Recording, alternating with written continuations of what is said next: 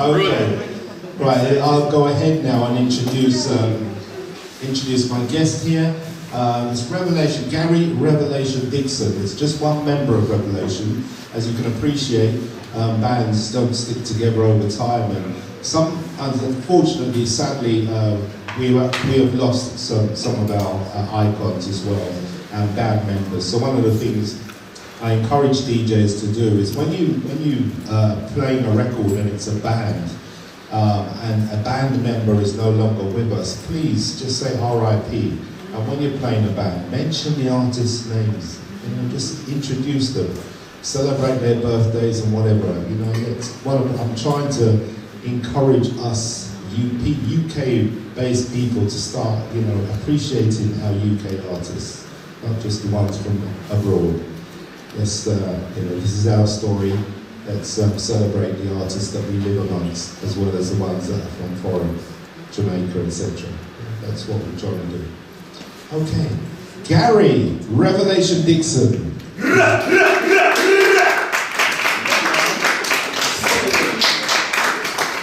Welcome, Gary. Welcome. Do you want to sit? I mean, I'm going to be playing music. Should we stand? Okay, I'll give you a mic. I'll just hook you up. Just introduce yourself. 1, 2, check. It's Gary Revelation Dixon here. Good to see some familiar faces there. It's an honour to be asked by Colin and the fraternity of Windrush to be here, so I'm blessed and honoured. And by the way, you're not going to get me singing for me, that's one thing I don't do. You know? One of the artists sang last week, but that's one talent I've not been blessed with. But I can talk from memory of the history, and again, just being so blessed and honoured to be here. Thanks, Colin, as well. So what I'm going to do, before Gary says any more, is just play a bit of the big track, the big hit track, just a snippet, because we'll finish with that. That's obviously the finale. And then we'll get deeper into discussion with Gary here. Gary can tell us his role in the band, and we'll just get through the actual journey of Revelation.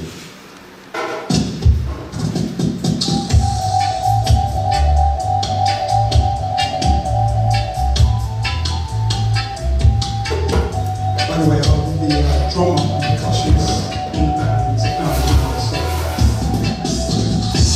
We've been doing that.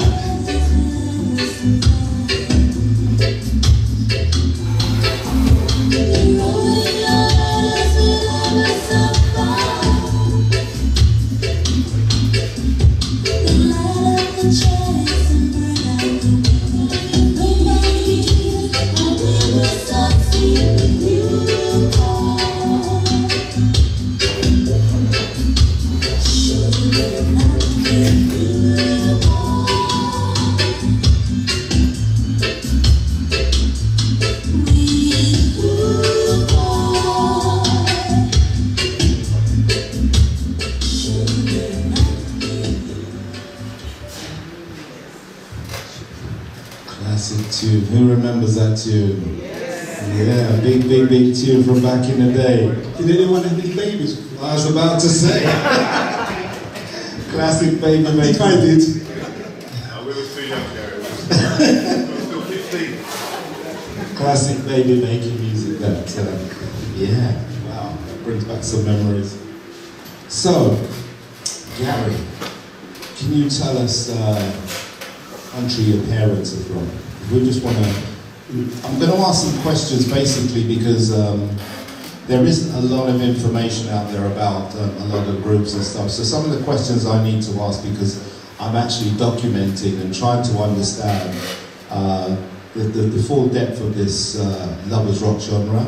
And some of the questions why is he asking that? Well, I'm trying to find out. This wasn't just a Jamaican thing. There were artists and musicians from many parts of the Caribbean. So the questions I'm trying to get is I'll be creating another banner which will start with the continent of Africa at the top and then list all the Caribbean islands where the various artists are from, so you can see us as a collective in the UK, we were a mixed bag. It wasn't just all about Jamaican children of the Jamaican descendants. It was a melting pot here. Yeah, so Gary, sorry to interrupt you. The question was, where are your parents from? That's a very good question, because I was actually with my dad yesterday, who is a musician, has toured with Marley and the Wailers, and a very renowned, well-respected person. And I asked him yesterday, because he's not too well at the moment, suffering a bit of dementia and stuff, so most of the families are taking the time to kind of look after him. And for me, that was a blessing. I said to him, I said, Dad, tell me, I know you're from Kingston yesterday, whereabouts in Kingston, Jamaica? East Kingston. He said, yeah, Bob was from West, and they're East, and we used to meet up, and so, yeah, both my parents, Kingstonians. Mother was also in the industry, so I think it's a question you may even ask. Was one of the top singers in Jamaica and in Kingston. Okay. Yeah, so, yeah. So your mother's name? Yvonne Hope Dixon. Okay. Satch Ferdinand Dixon, my parents. Wow. I'm still alive, and I'm blessed to come from a pedigree of talented parents. Yeah. Okay. Right. So, just in case you're wondering, yes, I'm going to ask Gary about his roots, and if the other artists were here and the band members, I'd ask them about that. But I'll get Gary to fill us in about the band in a minute. But I just want to delve into Gary's side first, and then we can talk about the other band members. He won't know the details as such, but he can tell us what he knows. So, where were you born and raised? I was born in Hammersmith Hospital, West London. So, Duquesne Road, Hammersmith, March 1960, 17th of March, and we lived in West London for a while, Kensal Rise, etc., Harlesden, that kind of area. And as a young toddler, I must have been about 5 or 6, when my parents uprooted from West London to the Lovers Rock genre of East London. So anybody East London, that's my true roots, East London. Yeah. Okay, so you were born 5 days before me. Oh, right, I see. Okay, nice one. I was from King's College, Oslo. Oh, okay. Yeah. Sorry? Someone else from King's College? King's, yeah. So, okay, so where are you currently based? Currently based in North London. As I said, I spent a lot of time in East London. I'm currently in North London in a nice area called Bowes Park. Really kind of nice villagey area, and kind of easy access to London. I'm quite happy where I'm at the moment, yes. Okay, what I want to do at this point is do a bit of album tracking. That is the Revelation album just there on the wall. You can see it up on the screen there. I'm just going to go through and play a few tracks from the album. The album is actually a mixed bag. It's not just Lovers Rock, there are roots as well. So just tell us about before I play this, just tell us about the origins of the band. And I'm not doing this in reverse order, but before I play the track, just tell us about, because you do roots as well. So tell us how all that came about, how the meeting of each member of the band, and then we'll come back and play it.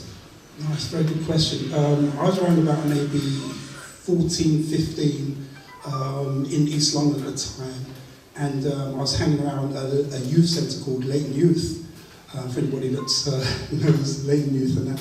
And whilst I was there was a very young steel band knocking about at the centre at the time. I was very tuned into the sound. I actually became a steel band member of the Leighton Youth Steel Orchestra. And at the time, jamming with the Steel Orchestra, I heard that a reggae band in the area were looking for a drummer. And that's about one of the only instruments that they were missing, a drummer and a keyboardist. So I thought, okay, I wasn't really a drummer at the time. I thought, I could maybe, lick into the drums and get some reggae beats going. Because I used to play all genres, And when I approached both Irvin and Leonard, who are brothers and like the founding origins of the band, I said, yeah, if you guys need a drummer, I'll kind of opt for the spot. And went in don't even know if I did an audition, but we were just jamming at a session, and they were like, yeah, you sound good, he's a drummer. A bit like that, So yeah, that was the origins, around about Leighton Youth, 75 maybe. Yeah. Do you remember that song? My sister, by the way, here. So, wow. So, yes. Your face is familiar. Where are you from? Was it the other the Black History one in That's right. the People's Club? Okay. October. Okay. Yeah. Thank you so much. Right.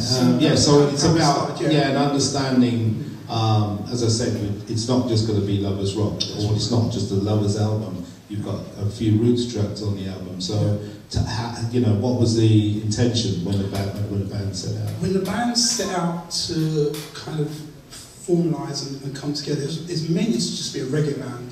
Right. You know, I think at the time, lovers rock wasn't even, you know, it was kind of there, but it wasn't at the forefront. You know, we just wanted to play good reggae music.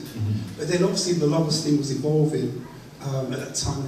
I do remember a time where we then went over from Leighton Youth to Cattle Road, and we're down in like a Cattle Road youth centre rehearsing, and then these three beautiful girls walked in one day. I knew nothing about what was going on, you know, and these girls walked in, and all we knew was these girls were coming in to see if they could kind of ask us to be their backing band or we work in collaboration, you know.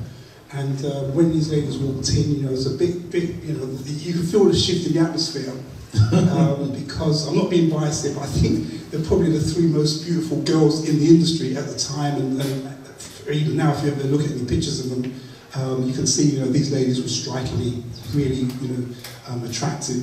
And within a matter of time, we'd inherited a 5-member band at the time. Before my brother joined us from Jamaica, around about 76, 77, we were introduced to these three lovely ladies, and that became the foundation of Revelation, as most people know it, you know.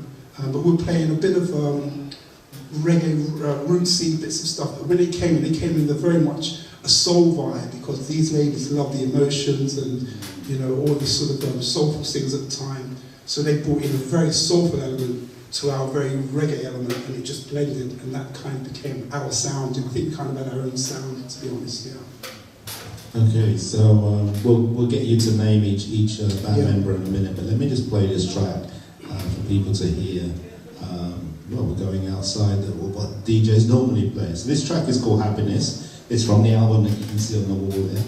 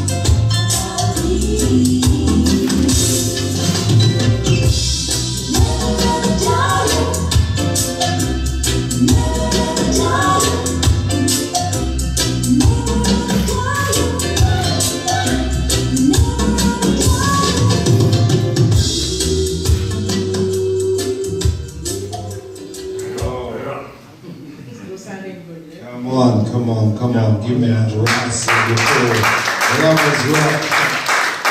UK Lovers Rock. Oh, tell us about that track, Gary. That track was written mainly by the girls. I can't remember who's like the main writer, but we'd always collaborate and come together. And Iris would do most of the harmonies, and very, very kind of instrumental in doing the lyrics and making sure it's right, you know. When you said you did the harmonies, is that arrangement? Or Arrangements, yeah. just, but all the girls would they'll come together, but yeah, she was like, because that was her speciality, right. making sure the harmonies were right, and they just all blended. Just point out Iris. So Iris is right here. Iris is there. Valerie's here. Valerie's now in the States. She sends her love and that. Obviously, if she was here, she would have been here today because she really relishes the history of the band. And Carol's her Sabbath today, so being like a lot of the band, born again Christians and we worship our dear Lord, couldn't make it today, but I was in contact with most of the band. Yeah, if you just go, whilst we're here, if you just go through their names. So Iris, Valerie, Carol, Stuart Green, who is the keyboard player, and I've done some recent work with him, which we'll talk about later. He has his own studio up in Wembley called 3 Chronicle Studio, very, very active. If anyone, probably Stuart and myself are the most active. I know Iris is doing some stuff as well at the moment, but you can't even get him out of the studio. If he walked in here today, I'd be shocked. Actually, I'd be shocked. So I'm not expecting him to be here because he's in the studio just recording. And Elvis, lead guitarist with the band, Elvis Presley, Lenny Graham, rhythm and lead guitarist. Both of these guys shuffled around on the guitars, both lead and rhythm. Both vocalists as well. You'll hear some tracks on the album that they're both singing lead on. My brother Paul, bless him, passed away recently. The first member of the band to actually depart, so it's been a difficult sort of time as we kind of, think about him as we hear. So I dedicate this session to my dear brother Paul Dixon on percussion. And then obviously you've got myself and Irving Graham, who was the kind of... Myself, yeah. With the afro, yeah. Okay. he tried to skip over that, didn't he?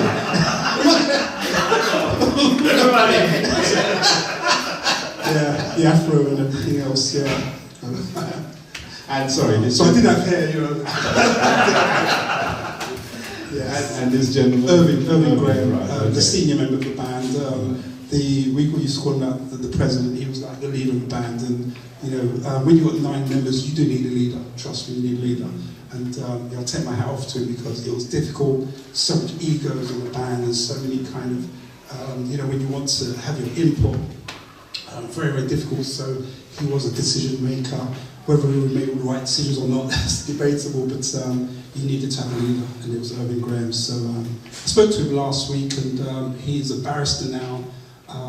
Really, really highly qualified, in demand, and to get him to come down would be like, you'd have to pay him a lot. Coverage expenses. So blessing. It's I've been in contact with all of the bands, some way, shape, form, or the other, and just kind of looking to hold. Oh wow, where'd you get that picture? Did I send you that? I've been digging. Wow, look at this, man. This looks like it's 100 Club. I think it's 100 Club, I'm not sure. But what we did here was, there was a time when I got my 7-piece drum set, and I did it out of yellow and black hoops. And then the girls were so inspired by that, they decided to do their outfits in the same yellow and black, gowns and kind of things. And we used to look the part, you don't think? Yeah. We used to look the part on stage, and I just speak like we were the Marlin or the I3s of the UK. We were along those lines. It was really a joy to just rehearse and perform with the band. For me, it was always a highlight of the week.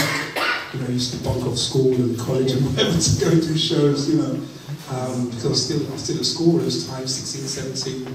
I remember even coming out of college as a printer, as an apprentice printer. Skip my courses just to tour up and down the UK with the band, so amazing picture there. Yeah. So you've got Elvis here, Lenny here, that is, that's Valerie, maybe we did like the Rock Garden, the 100 Club, Dingwalls, just to name a few in the London circuit. Then we'd go around to the Turntable in Bristol and the Rialto in Birmingham, and just colleges and universities. We were on the circuit as well. Manchester as well.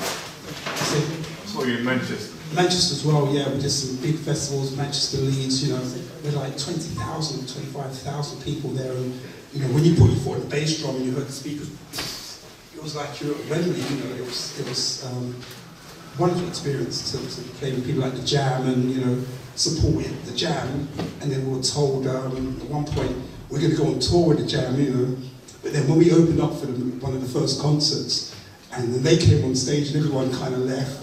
They says, no, you can't support you because we were outshining the main band. You know? So we soon got taken off of that tour because, you know, we were just too good. And everyone was like wanting us, and they didn't really want to get into the punk rock stuff, you know, at the time. So yeah, and then we toured Holland as well. We did a couple of weeks in Holland, which was a real highlight for us. Yeah. Right, so just getting back into your story. Tell us about your family home, the music that was playing in your family home. So just give us an insight into what's going on as you were growing up, the influences. Well, it was difficult. My dad, being a trumpet player in the house to rehearse, it was quite difficult. So he had to mute, you know, that fugal thing he put on to mute. So I kind of watched him, how he, you know, sort of worked his way around being able to rehearse the trumpet. So then when I said I want a drum set, I was like, oh my lord, you know, drum set in the house. And I remember going to Stratford drum shop at the time, and I picked up this Rogers kit, and I was paying like £3.60 a week when the Provident man came round just to pay it off, you know what I mean? So I made sure I had to do my jobs and that. So drum set came back. The Provident man, you better elaborate for the younger people in the audience.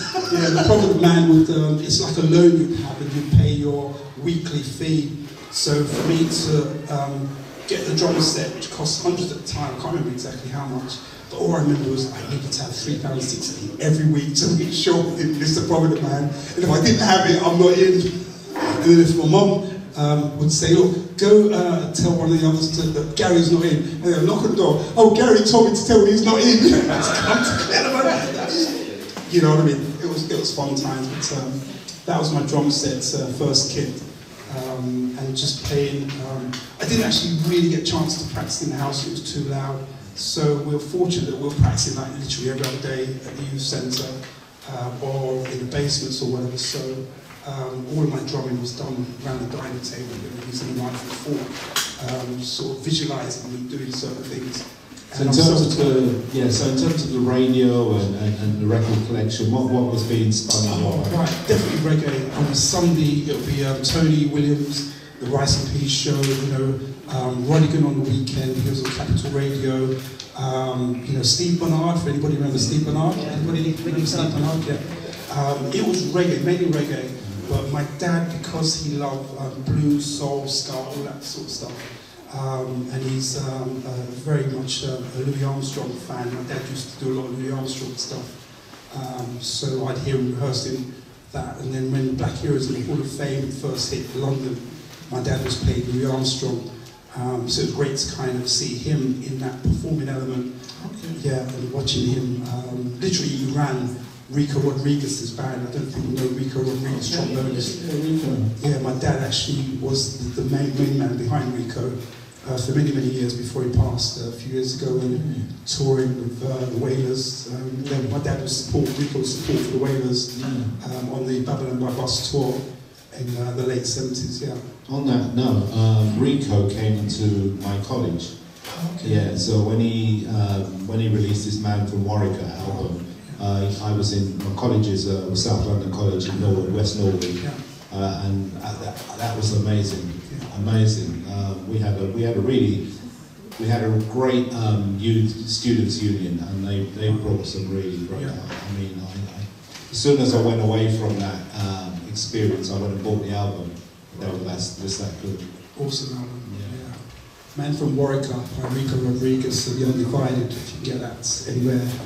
Awesome album, instrumental, but awesome. Yeah, absolutely. Yeah, I'm going to play another track from the album. The album, as I said, for those that just walked in, is on the wall there, Revelation there.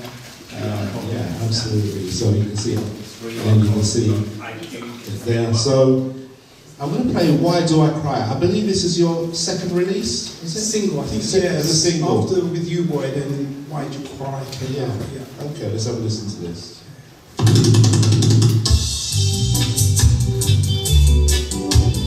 And if you let us know who's singing on this one. Yes, President himself, Urban Graham, singing lead on this one. Why do you cry when I tell you I'm needing you? Urban singing lead on this one. Okay. You left me alone when I asked you for your love.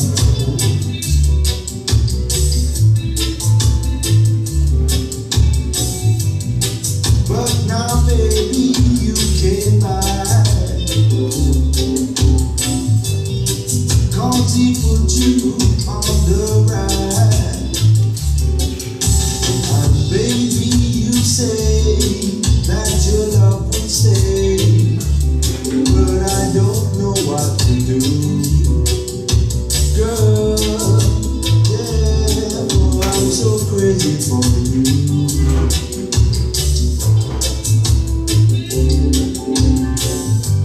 Crazy for you, crazy for you. Crazy for you, crazy for you. Now that I want to go away, you come and tell me that you're gonna stay. As I stand here feeling blue, you try to tell me that you will be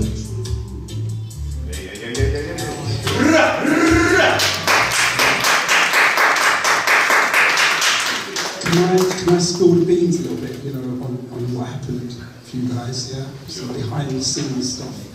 I didn't want that to come out as a second single. I think a lot of the band didn't want to, because when you think about it, you had, with You Boy, the lady singing, and then all of a sudden this guy singing, we had arguments after arguments.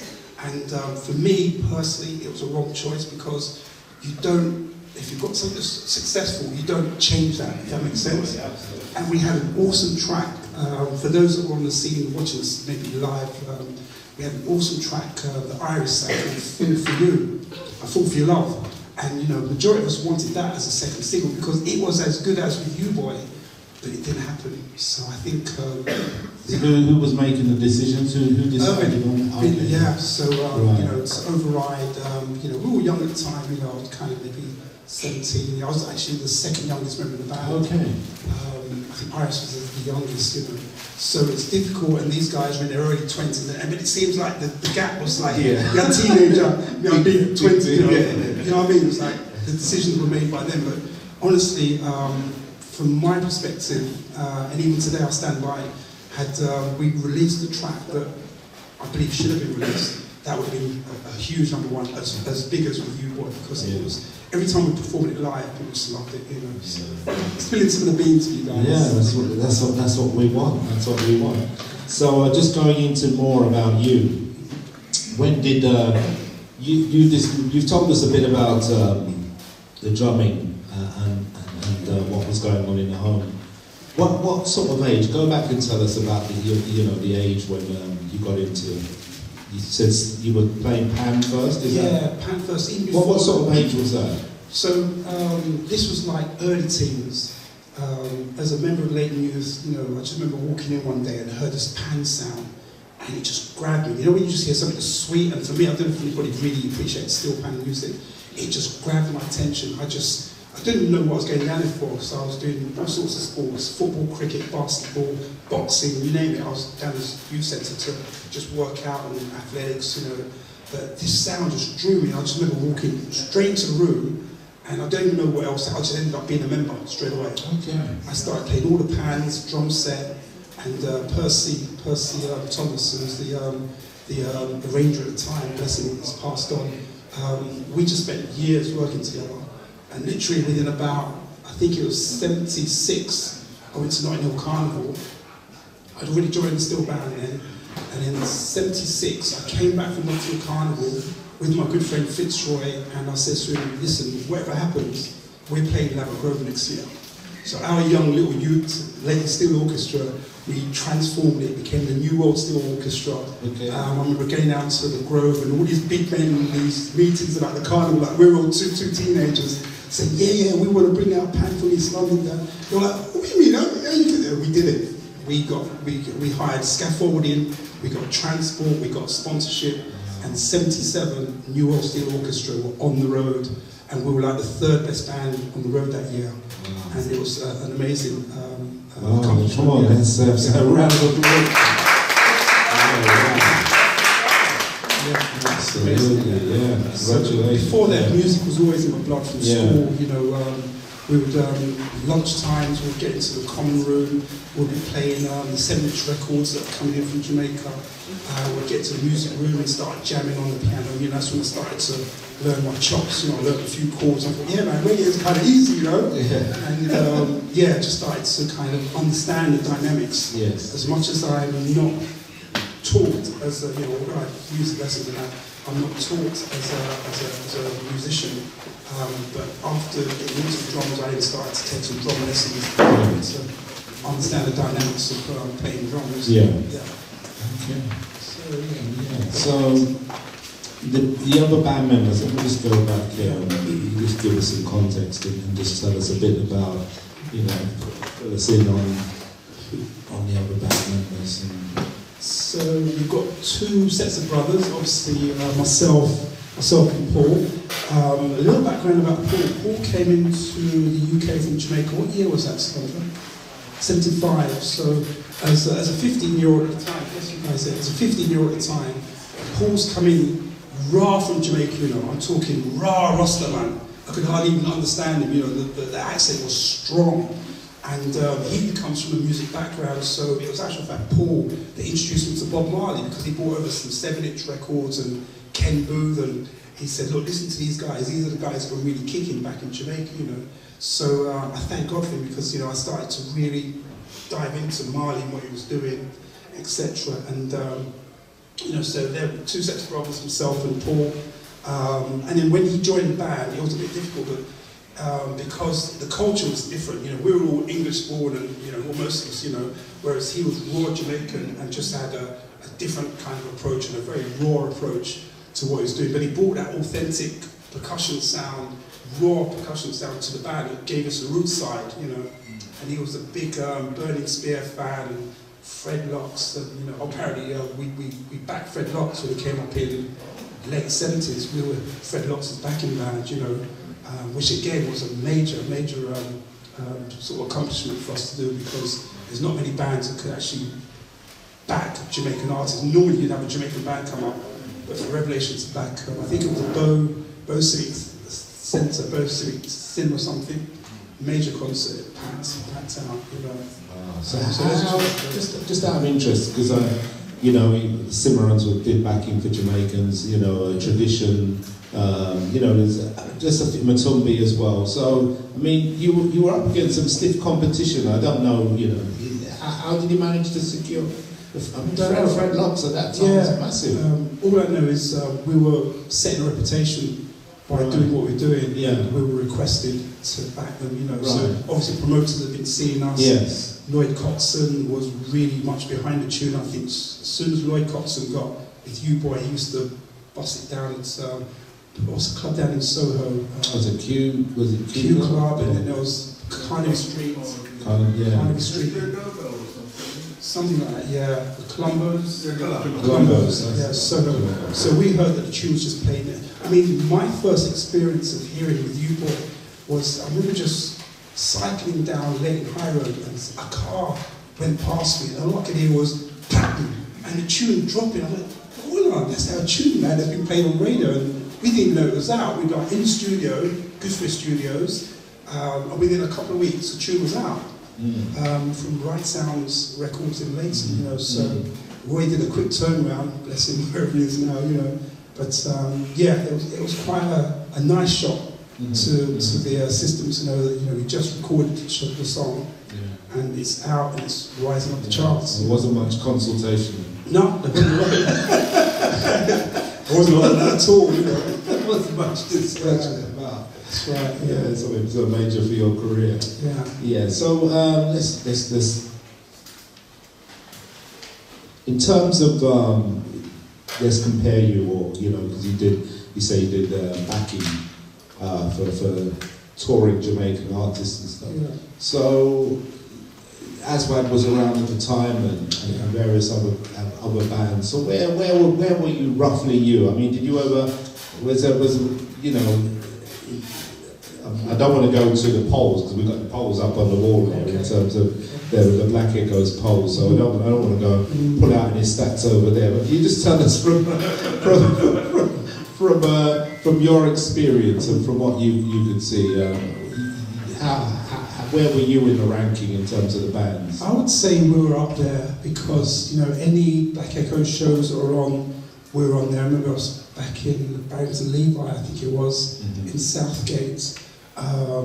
But Aswad, you know, I mean, we looked up to these guys as well. The Matumbis. The funny thing with Matumbi was Bunny, the drummer from Matumbi, he was one of the guys that influenced me to play drums. Okay, Jabani. Jabani was with my dad's band, Rico, so Bunny was my dad's drummer. Wow. So I was there at some studios watching him drum and like picking up a lot of the techniques from Jabani, so a lot of respect to Jabani, who influenced me to actually, you know, get behind a drum set. And then there's obviously a lot of the other bands that were on the circuit, you know, doing the shows and that we bumped into, you know. Yeah. I think we're a little bit unique because we were, you know, with the Lovers Rock girl bands, there were girl bands. Yes. With the band bands, there were band bands, but we were like both. We had the girls and the bands, so we had a combination, which is a bit unique. You know, I don't think there was many others that kind of had the setup that we had. You know, Just as you mentioned, Jabani, I just need to give him a shout out. Bless up, Jabani. He has been helping me with the exhibition. Big up, in terms of, you know, I've been saying like, you know, I need to get hold of this person or whatever, and Jabani has been, he's been absolutely. Not many people help you out in this team, but certainly Jabani. And I just tell you something. Ginger Williams, I wanted to get Ginger Williams involved in this whole thing, and she would only talk to me because Jabani gave me the link to her. She's living in Manchester now, so hopefully, Ginger, you see this, you're still considering. I know she's still considering. There's no pressure. But we'd love to hear Ginger's story. So sorry, continue. Yeah, so you, I believe you were on a Capital Radio when they had their festivals. So you were part of the, you know. Yeah, huge Capital Festival. I think it was Covent Garden. We did a big one there. Then they did the live Capital Radio road shows. You know, we were alongside people like Aswad were on there. We were on the bill. I had a lot of respect for drumming there because he was, for me, he was like the key drummer. For learning reggae riffs. Yeah. For me, he was like the best UK drummer. Yeah, rested in some of this. So, a lot of respect to him. Yeah, so we're going to keep it moving because we're going to actually come up to the present at some point as well. So I'm going to play another track from the album. This track, You and I, and you can tell us who's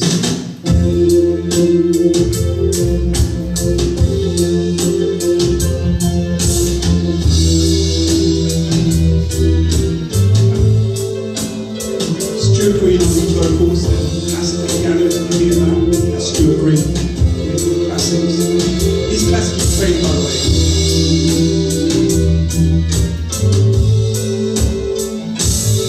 Go on, Stuart.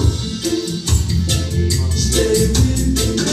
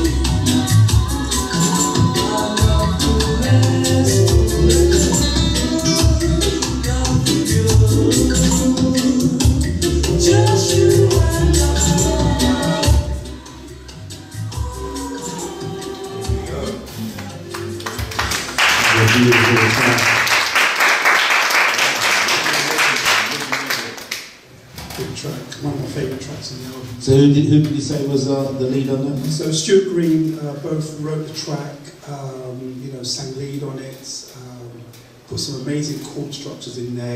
Again, this wasn't ordinary 2-chord or 3-chord reggae. Nothing against that, I love 2-chord, 3-chord, but there's arrangements in there, that just makes it a little bit different. So, yeah. Absolutely. We're going to keep it moving. I'm going to jump straight to With You Boy because we're going to come up to the time and just want to find out, what people are doing now. So actually, I've been going for 45 minutes, believe it or not. Time flies, doesn't it? Yeah. So tell us about this story, With You Boy. How With You Boy come about? And then we're going to play it. Yeah. Just tell us about this track. So yeah, With You Boy, it was an interesting journey because as we were practicing at Right Sound Records, which is opposite Leighton Youth, a record shop in Leighton, Steve Lowblack, a friend of ours from school, I believe he'd recently come out serving some time. So a bit of a bad boy, and big family as well as ours, and our family know the Lowblack's family. And he heard about the band, and he was looking for somebody to record one of his songs. So he came with this track, With You Boy, to the band, but he had another backing track. It was like he wanted to use Blood Eyes by Blood Eyes. Somebody, do you know? Santic, yeah, he wanted to use that track. Yeah, so he wanted to use another track, and we were saying, no, if you're going to do this, let's just make the whole thing original. So we started to play around with the song. The girls got the lyrics, and Irvin and myself, and we were kind of working out a rhythm section. And before we knew it, although it was kind of the same format, we just put an original track behind the song.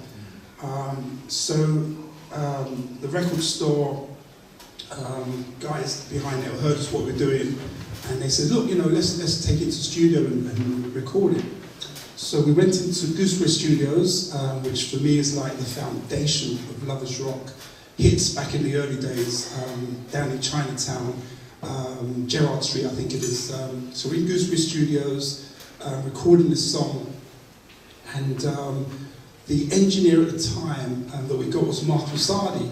Now, Mark Lusardi is Linda Lusardi's brother. If you guys know the Page 3 song model, blah, blah, blah. So a lot of us went into the studio, and we were a bit concerned, is this white guy going to know how to mix our music, do you know what I mean?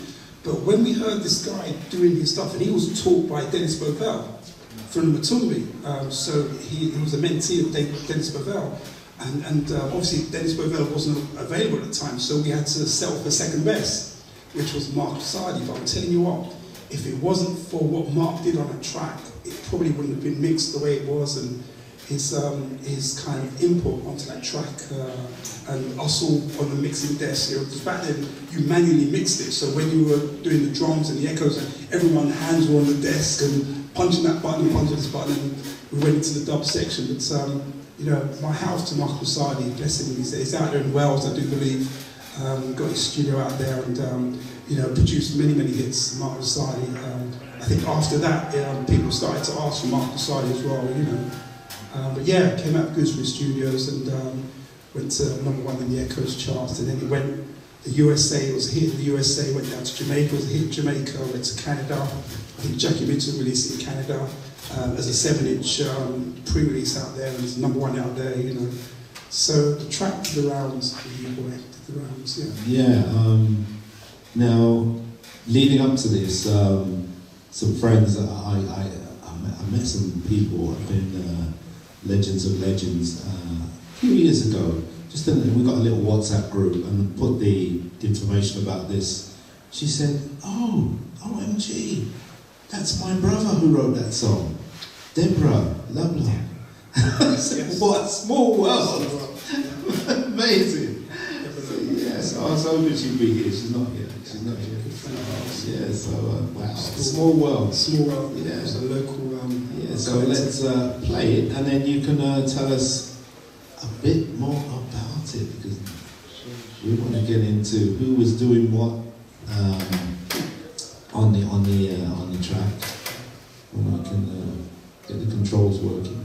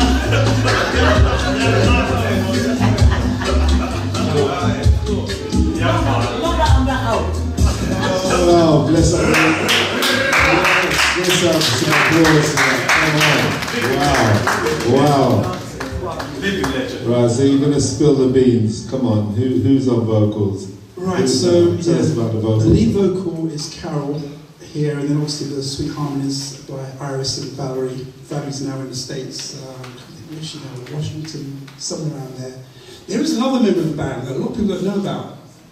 Do you hear that harmonica sound, that Pablo-y sound? Yeah. You know, if people don't know, we had another member, Errol Briscoe was on the harmonica. which, you know, a lot of you remember Errol Briscoe, the sound system with him, and, you know, so he was a local sound guy, also a musician, and he's done really well. He's gone to Washington, and they know him as Englishman out there, and he's a renowned top bass player, so any visiting bands from Jamaica and that going to Washington, he's their bass player. Oh, wow. And so, yeah, he came into the studio and said, you know, I just want to try a little thing with a harmonica. Did it and was like, yeah, man, it sounds sweet, you know. So, and all the way through the track, that's just kind of lingering in the background. But for me, it kind of really makes the track, you know. So, yeah, our 10th member, Errol Briscoe, enough respect to him on that, you know. Yeah, round the floor for Errol Briscoe, man. Yeah, man, yeah, man. I haven't seen him in years. I think since Before we move into where you are now, we play this because we're still in the Revelation phase, and then we can talk about what happened to Revelation. Yeah.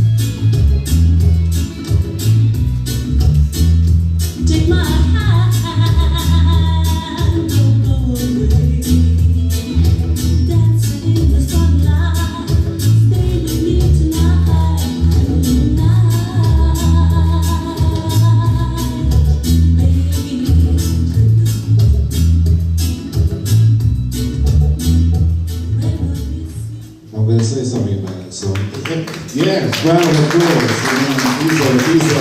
These are big tunes. Every DJ has a set of songs that will get them out of trouble. They're guaranteed to make the audience dance. That is one of our tracks. That gets a dance floor going, even with big people. For us, if you see what I'm saying, that has been rinsed by my sound. Yeah. So with you, boy, does the, you know, the when it's dark and smooching, you know, but that in terms of like when we were doing boat dances and big halls, that's the track that's one of our tracks that just gets everyone going. Seriously, congratulations on that track. It's amazing. We are springing forward now. Just tell us, you know, all good things come to an end. So just tell us what happened to, you know, Revelation. What you know. And more importantly, where are people now in terms of what they're doing? So obviously all good things come to an end, but we want to know the positive stuff in terms of what people are doing now. So on a negative, why the band broke up, and you know, a lot of egos in the band, as you can imagine, and a lot of things were happening that a lot of people in the band just didn't agree with. Do you know what I mean? A lot of expenses going out. A lot of questions about, a lot of questions about, how much finance is coming in, is it transparency? And me personally, I'm always a person who likes to be transparent. I like to know if we did a gig, we got paid X amount, you know, how much went on petrol, how much went on food, expenses higher, what's left, how's it broken down? And when that's not apparent, then questions start to be asked, you know. So I just remember one day we were at one of the homes of the family. I won't mention which home, but a meeting was called, you know, and this meeting, it was quite clear that it was going to be the make or break whether we're going to go forward or not, you know. And it was quite an intense meeting, and we were on the verge of like maybe doing like what Still Pulse did, and maybe doing what Azra did, really about to kind of, you know, record companies were looking at us. The last track you heard was by Kingdom Records signed us up. They did a couple of deals with the track after we left Burning Sounds, with the 2 albums we did with them, because there's an instrumental to that album as well, which, I'm digressing a little bit here, but I want to say on the instrumental, we were blessed that Ray Carlos was featured on that whole album. And you know, we all know we lost Ray last year, for those that don't know, you know, top saxophonist. Yeah, round of applause for Ray Carlos. Top saxophonist in the business, yeah. So R.I.P. sad loss.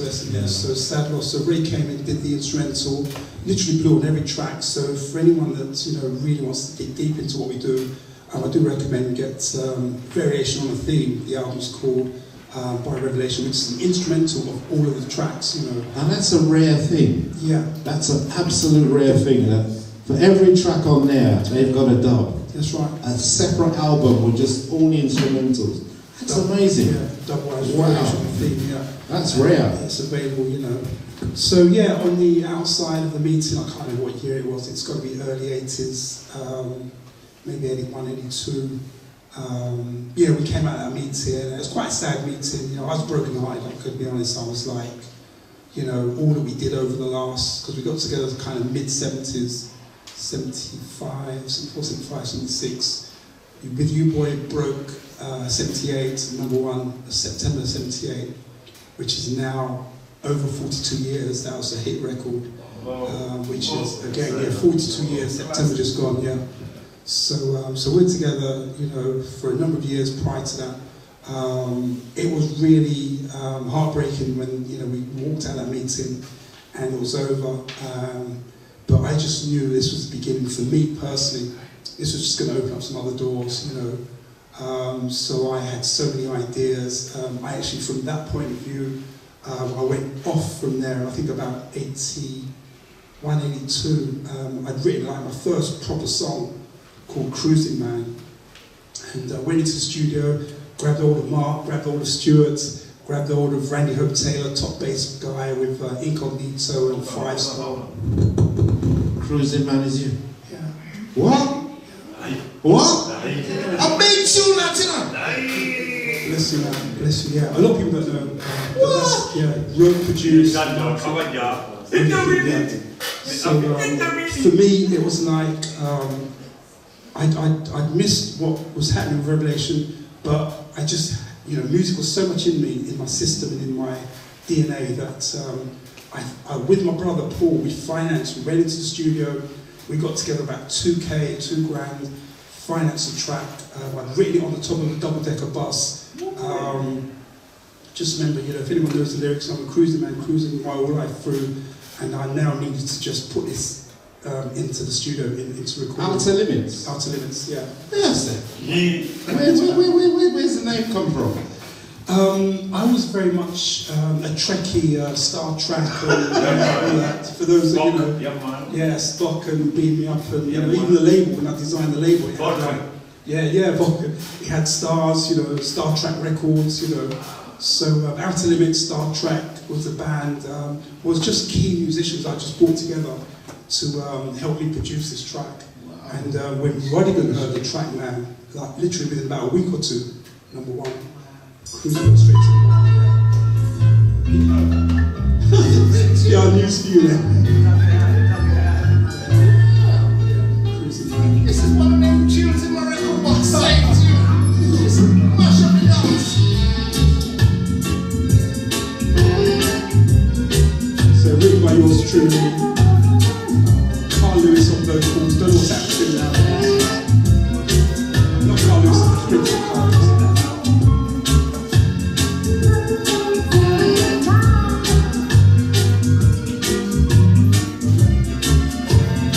Stuart on keyboards.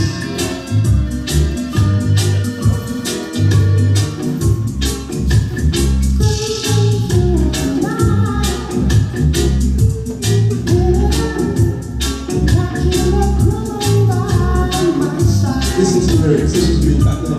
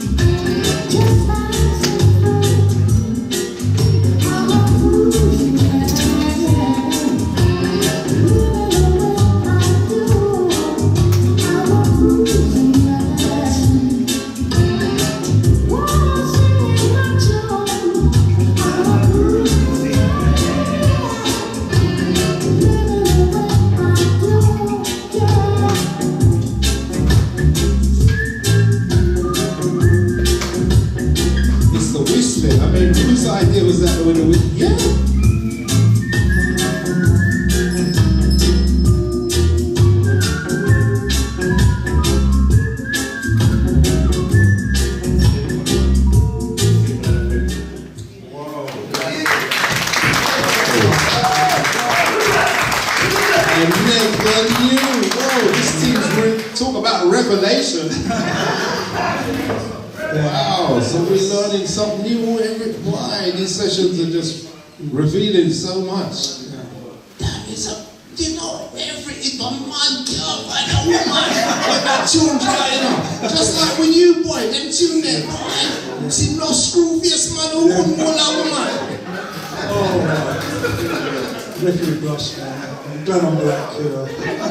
Some man didn't know how you have to do it. You line up the woman before the music starts. You just start. No, you can't walk from here to there. You take time before the rhythm come on. I'm just saying, trade secrets, people. Trade secrets. Because if you walk from here to here and you get a no, if you go back, it's a long walk. Very long. Very long. Too long. Too long. Walk of shame. Yeah, walk of shame. Yeah. You get it once and you learn after that. You know, take the time, slide on the edge of the wall and work your way around. I'm sorry. This is not about me or my trauma.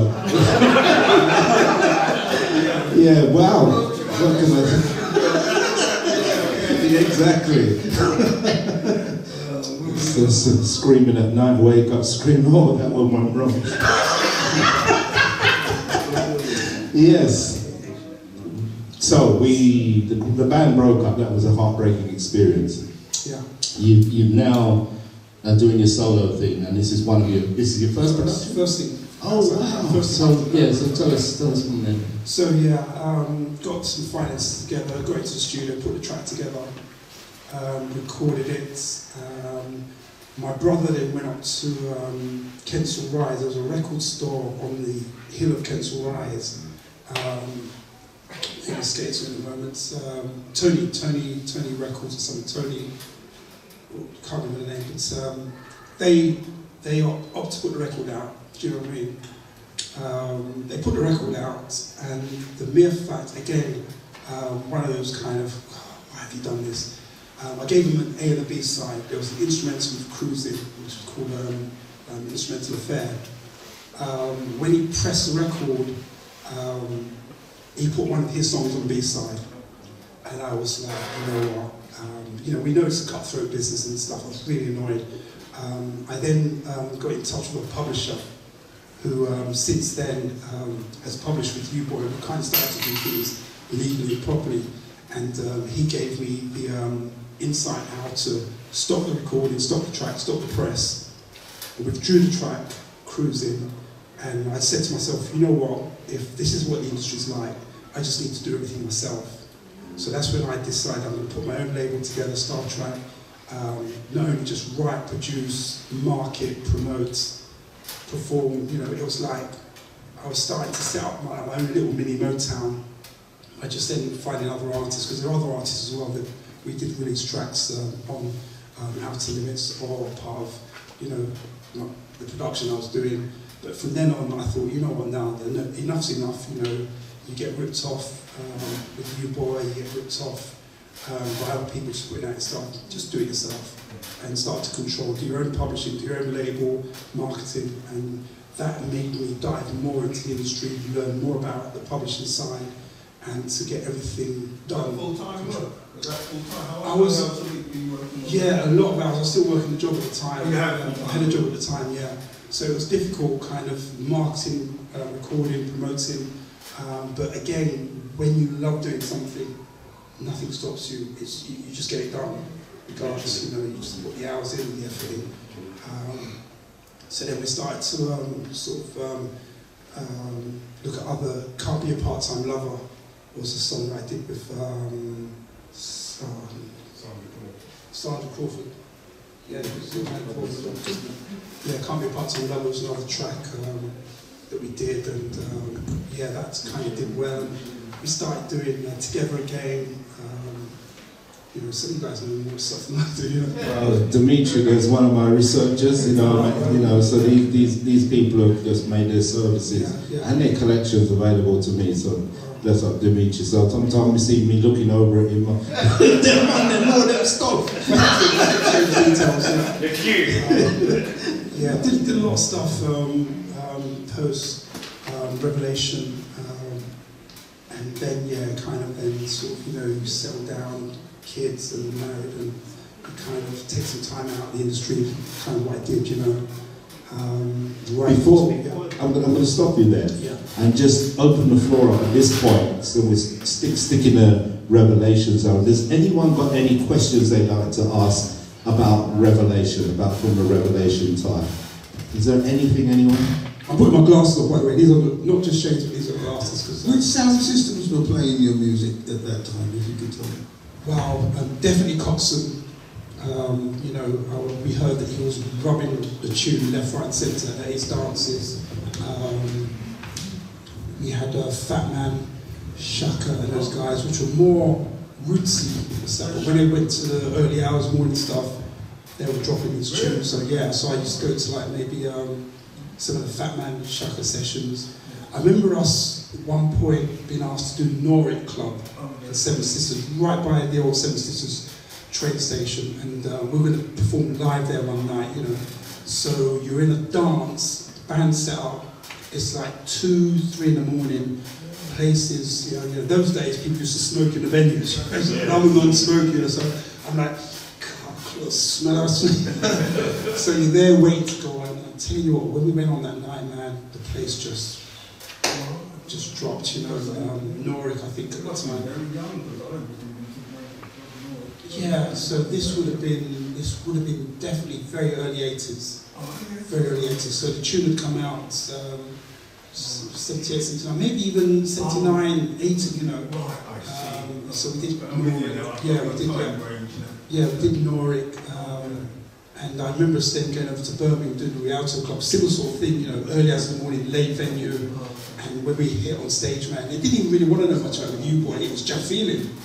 It was like Jack Feeling was a track because up in Birmingham they were more warm to our rootsier side, So when Jack Feeling dropped, man, it was like, this is, they like this more than with U-Boy, you know what I mean? But that was Elvis doing lead vocals on Jack Feeling, and that came out as a double A side because you had with U-Boy on one side, and you had Jack Feeling on the other side. And at one time in the Echoes charts, you had with U-Boy, 3 or whatever, and Jack Feeling was underneath, and it was like, it's the same track, but it was charted in 2 positions, because people were buying both tracks, which is amazing just to kind of look at that, and see you've got one track out there, yet your A and supposedly your B side is both in the top 10, Competing with each other. Yeah, competing with each other. It's quite amazing at the time, So, yes, question. Okay. Okay. Hi, Gary. Hi, what's his name? I try not to flirt with you, right, mate? Lady Smith. I'm used to it. Listen, I'm just... the question I want to ask is, I know it was difficult in terms of getting any royalties on any of the tracks that you guys done, but which track actually managed to give you some financial stability? Which was your favourite one now?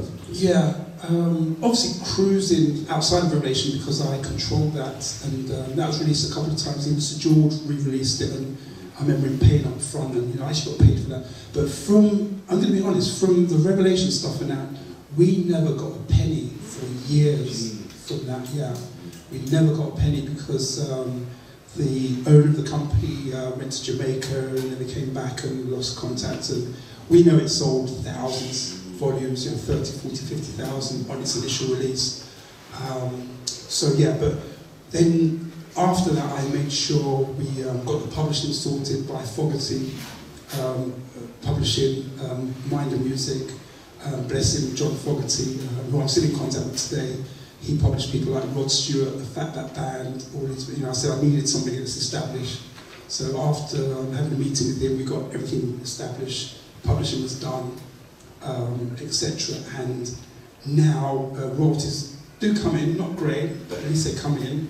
And then even recently when the Lovers Rock movie came out, and I remember going down there and speaking to my then wife at the time, saying, we're going to watch this Lovers Rock movie, just what if they've got one of our tracks in the movie?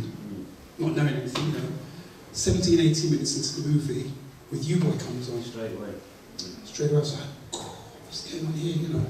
So immediately that Monday morning, that was a weekend, that Monday morning, I was in contact with my publisher saying, look, by the way, one of our tracks has been used in the movie. He was right on it, you know, got in contact with who was, you know, publishing the movie and that. They had to stop the movie production. They had to redo all the rights, put all of our stuff on there, and they then had to make some payments. They assumed it was easy just to drop the Absolutely. tune, none was going to cut. Because a lot of the old artists from Jamaica, they don't follow up. That's right. With what goes on in Europe. So. They don't actually follow up what goes on in Europe when they tunes like Derek Morgan, and they're playing their tunes in the back of EastEnders dance in the show, and I guarantee they didn't get a penny. Yeah, you're right. At all, because they wouldn't know about it. They're in the heart of Jamaica. They wouldn't get that info. So some abuse is taken completely. Yeah. So listen, thank you for that, because I really wanted to know you're getting your money. So you now got the copyright. We've got copyright. It's published through PRS. All of the band members are listed. So if you ever watch the Lovers Rock movie again, you'll see every one of our names come up. Okay. Because we're all responsible for you boys. So Steve McQueen actually picked up the gauntlet and done it properly this time. Sorry? Steve McQueen, he's the guy who made the movie, didn't he? No, it wasn't Steve McQueen. It was Melanie. Bless him. I just want to speak. Sorry. Yeah. So there's two. Well, they're both actually documentaries, really. Yeah. So kind of movie documentary. So it's the Melanie Shabazz Lovers Rock, which came out before the Steve McQueen. That's right. Yeah. So thank God we've got it published. We get some payments for it, and I don't mess about. If anyone's going to abuse our works, I fight for it too. Now, even if the other band members weren't ready, I'm ready to fight for it and make sure we get what it's due to us. Yeah, okay, yeah. So Melanic's no longer alive, so Melanic. He did make some wonderful documentaries. Even with the New Cross Fire, he did a good documentary about that as well. So rest in peace, Melanic. Good job on the movie, by the way. Good job on the movie. Yeah. I think so. Give thanks, Brother Gary. Yes. I just want to just acknowledge Brother Gary's legacy. I went to school with Brother Gary, and I remember him playing his jamming session. Was you in the sixth form then? Yeah. So you wouldn't say he was an academic like me. I was in the sixth form. And, I remember going to school with him, Tom Hood School in East London, and he passed his legacy to me. I became a musician from his inspiration and was part of the private collection band in the 1990s, and it's all due to that baton passing. When I was 16, 15, I also worked in a supermarket with Elvis. So he was the guitarist of your band and inspired me to learn to play guitar too. So I just want to show how it all goes around and comes back. I've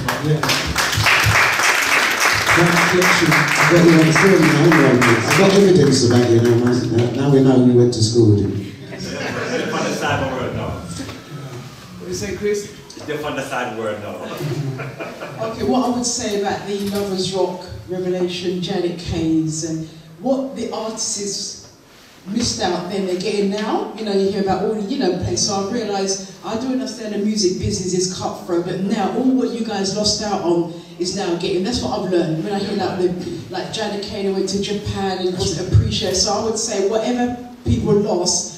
It's bad. I'm not a musician, but I learned that they're getting their reward now. That's what I'm saying. Where things can be sorted out. So yours is less murky than other artists who are, still not getting their dues. I think even when Jetstar re-released with You Boy, can't remember what year it was. He put on one of the Lovers Rock version 2 albums. Right. I got to hear later on that we were the only artists that actually got paid. Everyone else didn't get paid for it.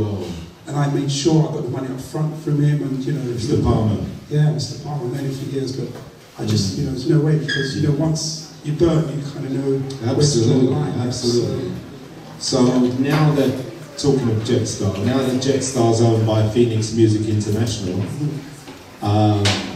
they're re-releasing their reggae hits. Have they been in touch with you at all? No. Again, no one's been in touch. All I then have to do is get my legal people, my publisher onto it, and do what we can. It's difficult work, because when you've got a lot of them out now, we're not even based in the UK, we've got people coming out from Ireland, and they're on a different jurisdiction. They re-released our albums. There were vinyl copies and CD copies released a few years ago. Again, shock to me, but people releasing that stuff without paying and getting permission. Yeah, let me just say something on your behalf. Curtis Sartog Gary. Curtis Lynch was employed by Phoenix Music International. It was just one of these companies that buy up all these defunct record companies. So they just buy them up, but they didn't know what to do with the catalogue. So they brought in Curtis Lynch, who actually had his own label, and Curtis was brought in to exploit the catalogue on behalf of him. So Curtis, I know he was going through lots of contracts were difficult or whatever. Some artists, they couldn't come to agreement with them, so they basically didn't really re-release those tracks. So so Curtis, Sidamania, you need to find him and start sorting that out.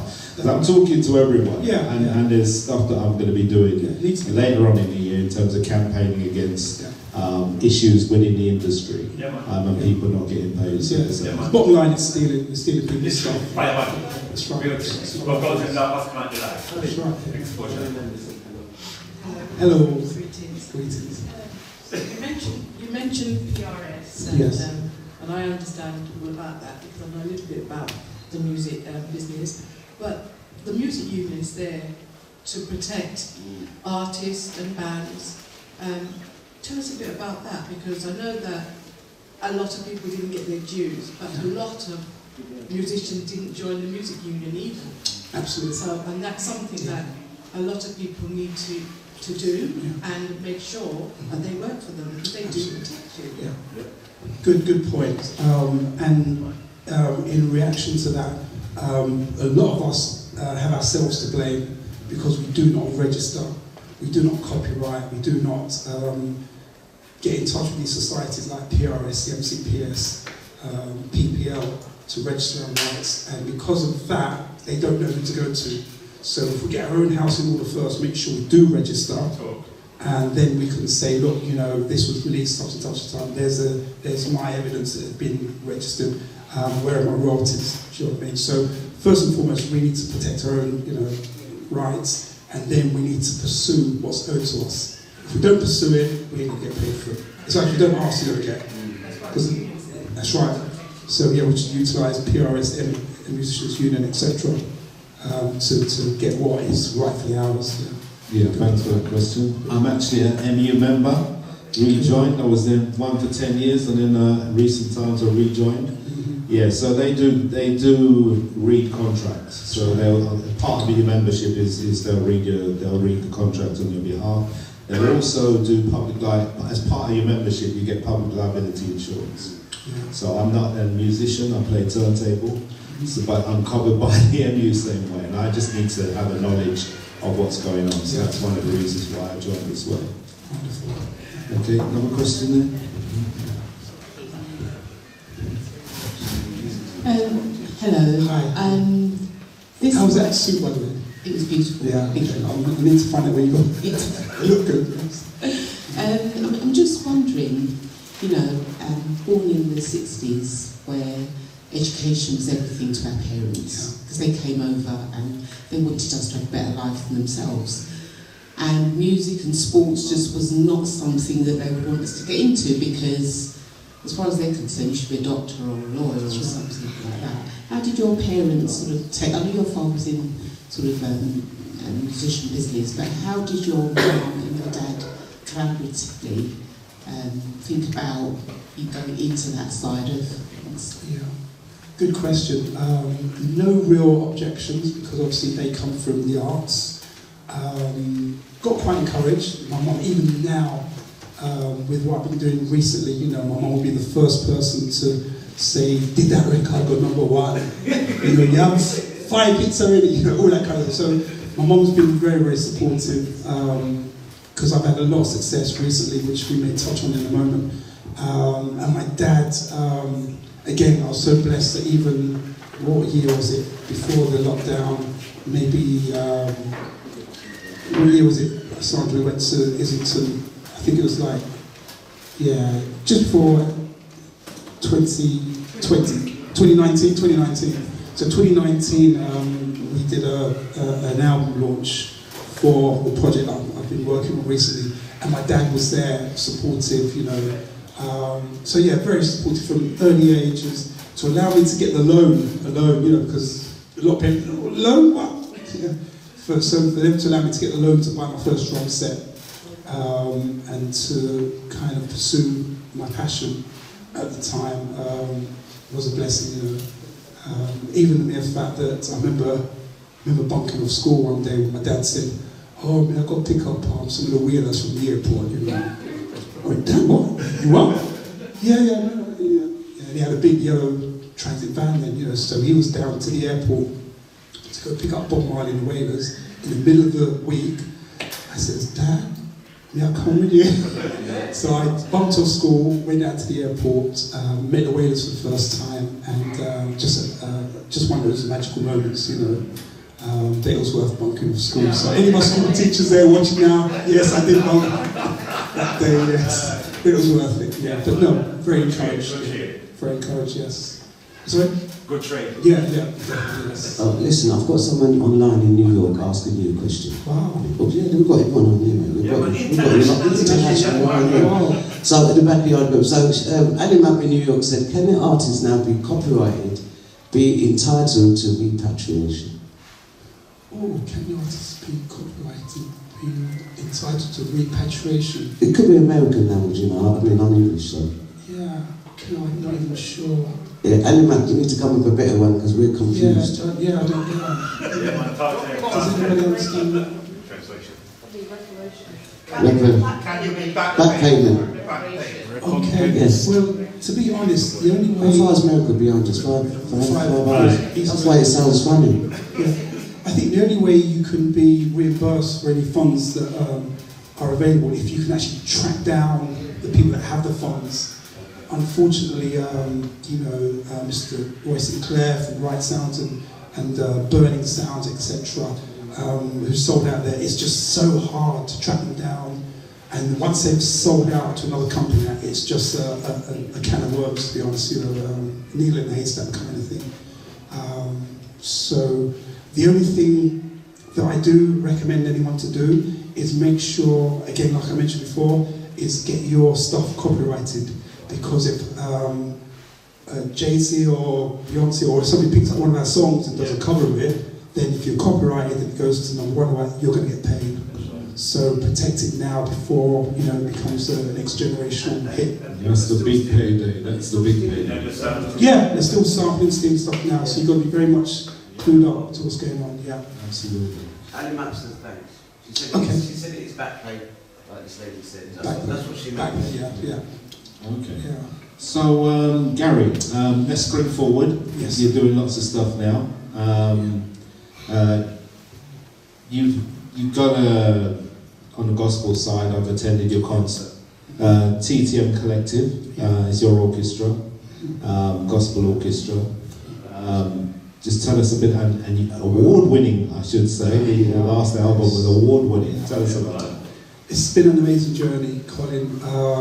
Having had, maybe a couple of decades out of the industry when you're just not doing anything, but deep down there's that passion to do something, and you've got all these ideas, and around about maybe, 8, 9, 10 years ago, whilst I was in church, something miraculous happened in church, and the Holy Spirit came down and really convicted me in the middle of a service while I was supposed to be doing just some announcements, and I started singing this song, Falling in Love with Jesus, which is one of my favourite gospel love songs, I started singing the song, and something happened, and all the congregation, everybody just fell in, and I came off that platform and just said to the Lord, what is it? What is it what happened there? You know, I couldn't figure it out.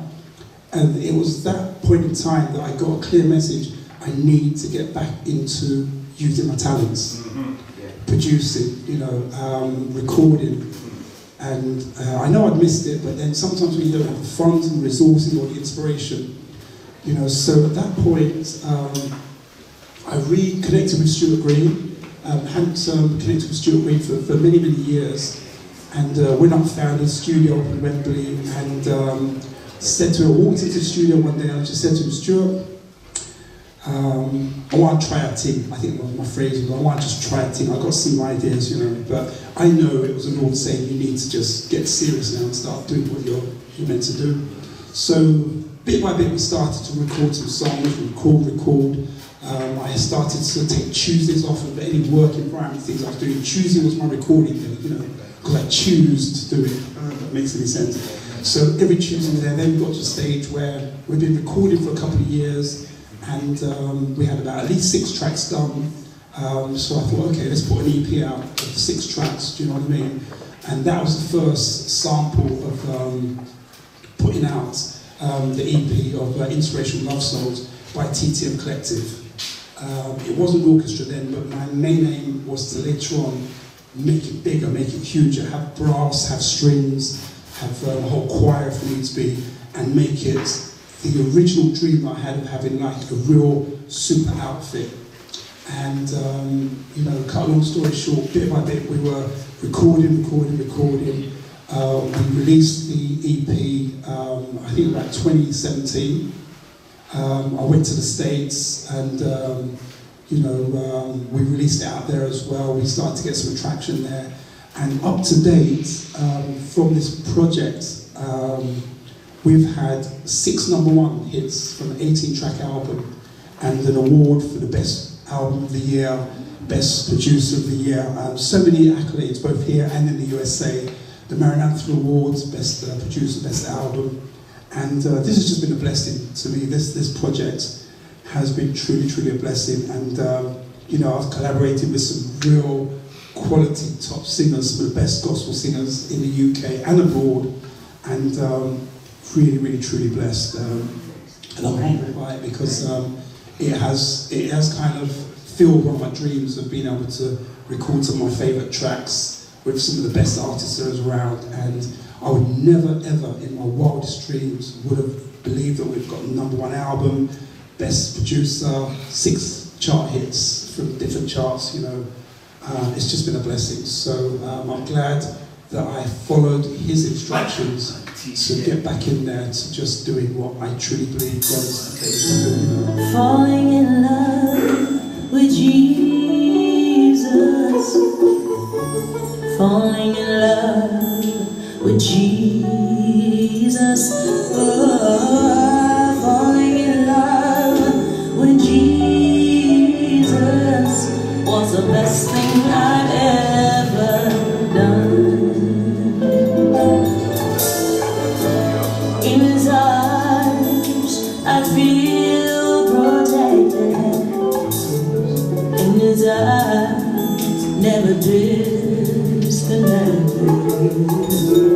In his eyes I feel protected. There's no place I'd rather be.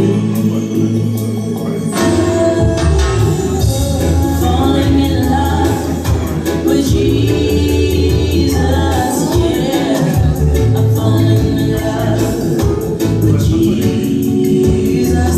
Oh, I'm falling in love with Jesus. Was the best thing I'd ever done. Oh, in his arms I Just wanted to play, because you mentioned it, but that's what this 18-track album, and these are top gospel and in some cases just R&B singers or whatever. They don't sing reggae, but you've got them to do, because these are all reggae tracks. You've got artists that have never sung reggae before to sing in a reggae style. It's amazing. Yeah. Like Keegan Williams, listen guys. story. It's Kiba Williams. A little story behind that. I went to the States around about 2013, 2014, and a friend of my mum's was around the house doing some work, and he recommended Kiba, who I've never met or whatever, you know, to connect and collaborate with. And so I sent her a message, and eventually she came back. She says, "Yes, Gary, I'd love to do something with you because Trevor had spoken so highly of myself, etc." And sent her the track. Never met her. Sent the track remotely to South Florida. She recorded the vocals there. Sent the tracks back to our studio. We finished it. Got it mastered in Jamaica, Anchor Studios in Jamaica.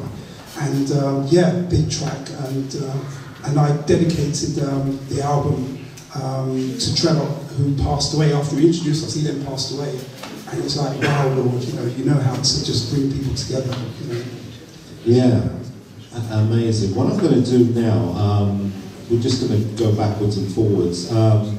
Iris, remember the picture we showed you. I've been, as I said, for those of you that were here earlier, I've been doing some work promoting Iris, who was part of the Revelation band. So I'm just going to play a couple of Iris's tracks. Just to show you where she is in her musical journey post Revelation. So let's just give me a moment to roll over here.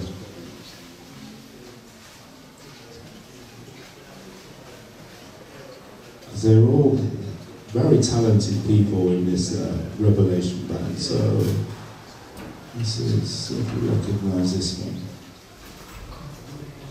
That's the one.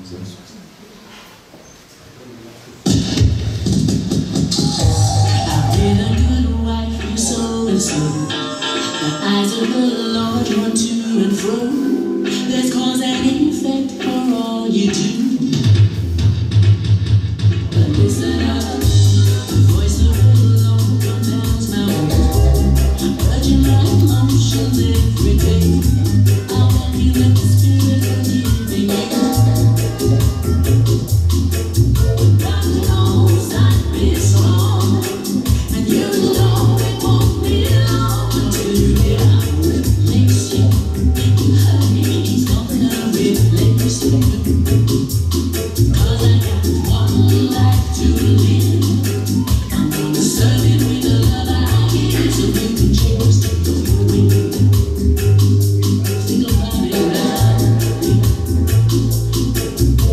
I'm trying to respect you and honor the word from this host and yes. You feed me with life with no integrity and the cause and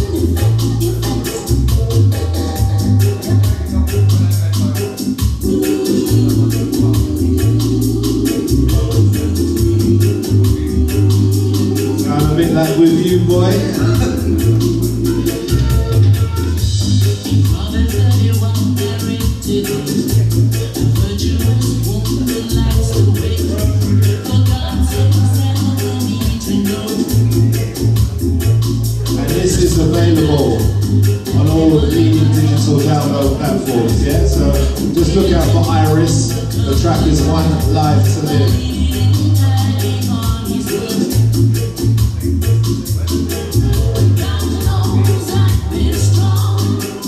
Now we've got a new group out. Give a round of applause for Iris first of all. Because definitely one to have in your record collection. That is amazing. Now Iris has actually collaborated with a new group that we've got out here in the UK. A group called Nubian Queens, who are doing some big things right now. Yeah, Nubian Queens doing some big things in the UK. And Iris has actually been involved with the Nubians, and she's the featured artist on this track that she's done with the Nubians, along with Dean Fraser doing the sax on this. So this is what's happening with people post Revelation.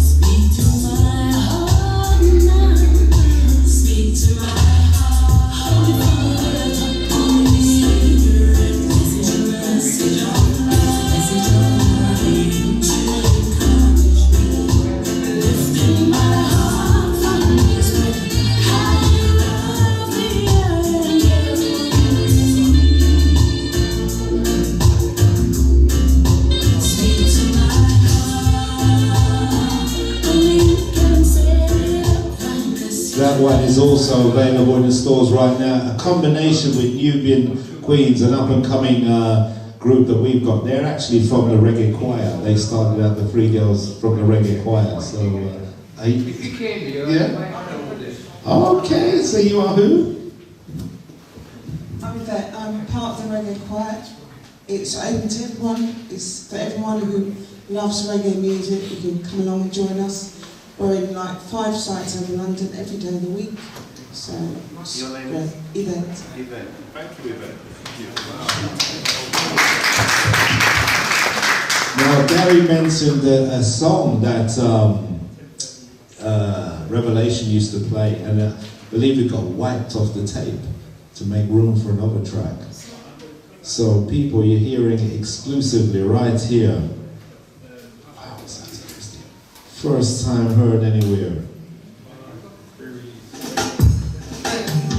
Well, that's all well and good. Miss Cyrus. Here we go again. Here's the reality of my life with this man. What's he saying? Suka. Now, how many times have I heard that? Well, you know, here's what I'm gonna say. Someday, when you decide to come, you're gonna call me and I'll be gone. I've been a fool for your love too long, and I can't wait anymore. It's been too long. How can I find a way to make you stay too long? It's been too long. I wait patiently for you to return, but it's been so long, and my heart still yearns. I see it with my phone, hoping you will call. Just a snippet for now, because why? Been too long. That will be available in I believe it's going to either an EP or an album later this year. So Hi everybody.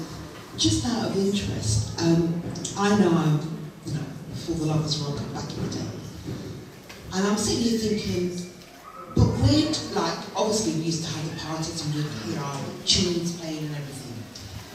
But now, and we're all in the same age group, so to speak. But where do we go to hear the new up and coming? This is all new to me. But yet it's the same kind of rhythm, but more. Where do we go as a collective now? Because there is nowhere. Even if you go to these dancehall or whatever that is going on now, they're not playing these type of music and so forth. And to me, Lovers Rock always seems to be, well, as we know, the Janet Kays, the Carol Thompsons, but the new artists, where are we going to go to socialise together and enjoy what we used to back in the day? Where are those venues? Where do we go for that? yeah, fantastic question. A round of applause. I'm going to come to that right now. So there's a number of us as radio DJs who are playing contemporary, and I've been with Reggae Fraternity UK for now since 2015, and that's been my goal, to push and make sure what people are making today gets played. So we've made tremendous strides and success with the radio, with a lot of like-minded radio DJs. So it's not about the station, it's about individuals. So slowly, since 2015 I've seen a change and a number of DJs get on board. I do 3 shows a week. I do Global Reggae on a Friday, Mix Up, which is, I play, it's my playtime on a Saturday, I play anything on a Saturday morning. But Sundays, 8 till 11, I play 100% UK. All new, I don't do revival. Everything that I play on a Sunday is just brand new. And then there are a few DJs like myself that are doing that and promoting contemporary artists. The radio side, we kind of have made progress The club side, oh, that is a challenge. So I did a symposium. We did a symposium, a radio symposium at the Ritzy Cinema to talk, and we got the radio stations in and representatives to just talk about this pipeline and the blockage. Because the music has been made, but I really don't even go out now because I don't really want to hear the stuff that we've been playing now. It's great, and I had a wonderful time. I grew on it, but I don't really want to be vibing on stuff that, you know, made me money back in the day. I really, and I know there's some fantastic music being made, and I want to hear it now. As a DJ, I used to go to the record shop and play what I just bought there and then. Why am I now hearing that these DJs are just playing safe? I can't take that. I can't take it because you know, you've got to take risks, build up your audience. If you're a club DJ and that's your club, you can develop the audience, but you're choosing not to do it. I don't know how you solve that one. I know one or two people have tried some stuff, and when I go out, I do. I'm a risk taker. I know I've got the skill as a DJ to, if I see the dance floor starting to get empty, I know I've got something in the box to bring it back before it empties. That's the challenge. I believe in myself as a DJ. But unfortunately, it's all about the hype and, oh yeah, I know, Heads High and all them kind of tunes and, you know, are gonna, for the same people, in week out, I can't go to those venues. I really can't. So the question you raised, the answer to it, there's a few of us, a few producers and that setting up their own, you know, I'm thinking of Maskey Productions and that, they're doing their own little one-off events and whatever. So a few producers are now having to get involved in setting up their one-off nights or whatever to get their music played. Because one of the things you want to do is, it's great hearing it on the radio, but you want to actually see the reaction, crowd reaction, how it works on the dance floor, or you know how, you know, or live. Yeah, so live isn't too bad. Unfortunately now we lost into the Hootenanny, because I know Cecil used to have the Hootenanny on a Thursday, so that doesn't. He's not got that, but live we're not actually doing too bad. A number of people are putting on either PAs or, you know, Giants happens at the Indigo O2. Legends of Legends up in Birmingham. That Gate Crash does that, and there are many other little concerts in terms of performances. Lots since COVID actually has ended. There's been so many shows that I've seen, but one thing I will say to all the promoters and the artists putting on dances, please do the intergenerational thing. You're going on stage and you're not bringing the youngers on with you. Bring at least one newcomer up on the stage with you as well. Otherwise, we're killing out the breed. You gotta pass the baton. If you know, we're all sort of roughly of a similar age in here, we should be thinking legacy now at our age, not just, you know, trying to have a second wind and it's all about me still. No, man, come on. But the youngers coming up, you know, you're just killing out the team. Yeah. You know?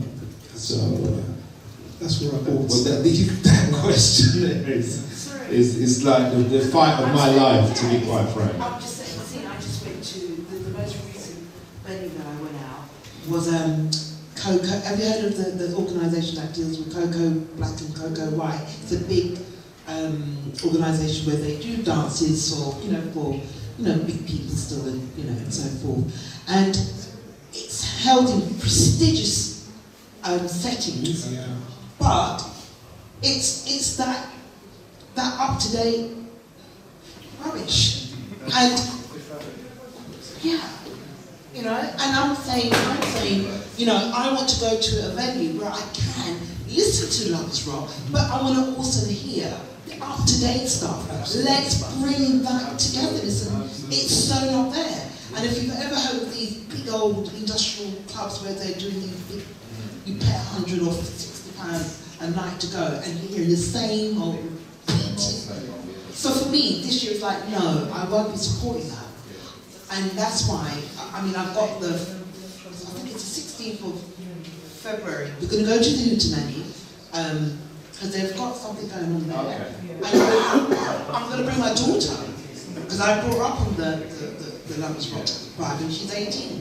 And so I'm bringing my daughter and her friend, and I'm going with my girlfriend here, and we're just going to try and see if we can bring it back. But we need to get that back. You know? Well, there you go, Sandra, if you're listening. So whatever you put on Sandra, you hear what I'm saying? They want new music. They want not just the classics. Because I believe, correct me if I'm wrong, they're trying to put something together as a celebration of Lovers Rock. Do you want to say something on that, Sandra? Is it still in the? Is it still under wraps yet? You're not committing to it at this moment? I'm not committed to it at this moment. Okay. It's still in my head. Okay. We'll put you on the spot. Yeah, but Gary, you know, you're making new music. I mean, obviously the praise and worship music, you're not looking for dancing, but you got a tremendous response to that. Can you just remind us what the award was that you? It was over in the United States, yeah. Yeah, the Maranatha Best Producer, Best Album of the Year, 2020. I think that's when I was in lockdown. So maybe a lot of people don't know. March of 2020, I flew to South Florida to visit my mum for a couple of weeks. You know, like you do, a couple of weeks holiday. My couple of weeks holiday ended up being 14 months. And I got locked down there, and for me it was a real kind of game changer, learning curve, and yeah, I started to kind of learn online stuff and promote my stuff, and hence why I could put that full energy, because I was locked down, working from my mum's bedroom, and mum's spare bedroom, and it just taught me a lot, you know, that you can be very effective in isolated situations. It's just how you handle it, you know. And from there, yeah, I was working with young artists like even Kamara Fearon, who's on the album. She's got 2 tracks on the album. I don't know if you can call that 3 or something, you know. But I'm doing exactly what you're doing, not just about the old people been around, but looking primarily for up and coming talents, people that are in their late teens, early 20s, who can actually add something of value to the industry. And Kamara steps up, you know her, she's been on. Have any of you guys gone to you mentioned it, the Orlando Lovers Rock showcase at the Indigo each year?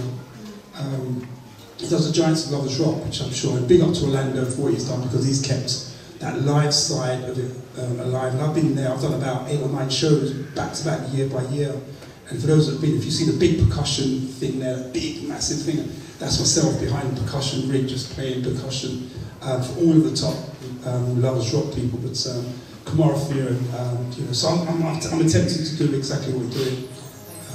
Here's one of the tracks, featuring Floyd on guitar.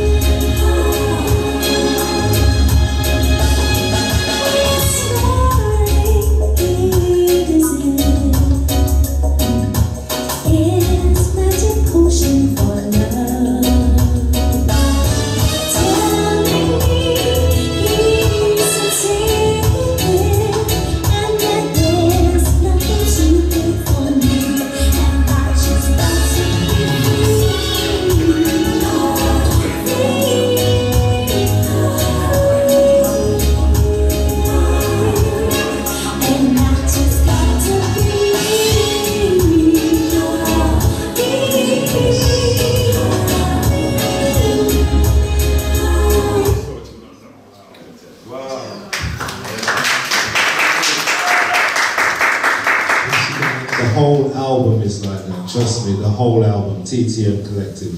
Get it. It's available online or CDs. Or hold on, are you You've heard that before?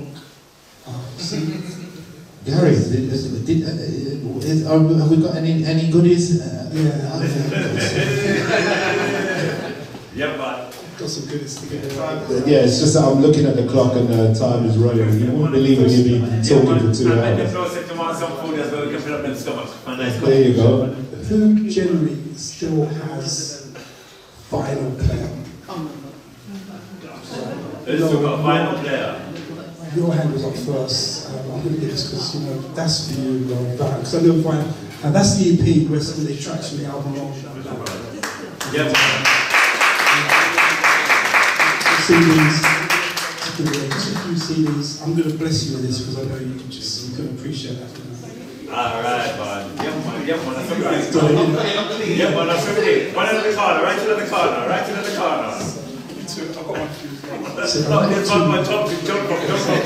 I know we're wrapping up now, so. Jump up high. Yeah, man.